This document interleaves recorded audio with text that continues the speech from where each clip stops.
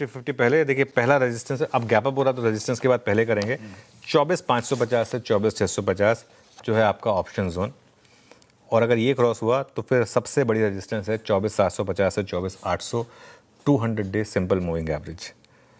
और सपोर्ट क्या रहेगा, एक सबसे क्रूशियल सपोर्ट है 24,350 से 24,400 का, जो कि आपका न्यूट्रल जोन है, यानी कि अगर मार्केट में डिक्लाइन आई तो यहीं से रिवर्सल आना चाहिए।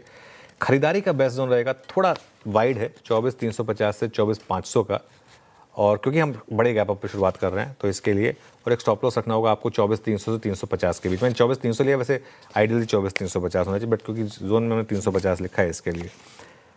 सेल कहाँ करना है, अगर इतना सब कुछ होने के बाद भी निफ्टी 24,550 से 24,600 के जोन को रिजेक्ट करता हुआ दिखाई दे, रिजेक्शन इंपॉर्टेंट है, तो 24,650 के स्टॉप के साथ तब आप सेल करें।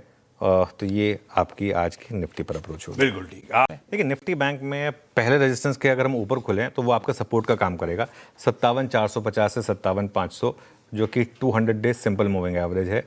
इसके ऊपर बड़ी रेजिस्टेंस मिलेगी आपको 57,800 से 58,000।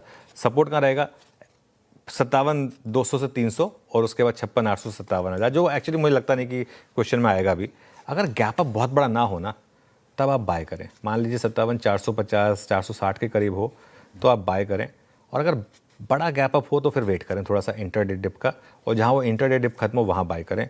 और गैप अप के बाद एक 57,350 का स्ट्रिक्ट स्टॉप लॉस रखें। आप कहेंगे तो कल की क्लोज से, फ्राइडे क्लोज से ऊपर है, बिल्कुल मुझे पता है, लेकिन हम कल परसों फ्राइडे की क्लोज पर थोड़ा खरीद सकते हैं, जहाँ प्री ओपन में सेटल होगा वहीं उसके बाद ही तो आप ले पाएंगे, तो इसलिए वो फिर आपका एक स्ट्रिक्ट और टाइट स्टॉप लॉस हो जाएगा।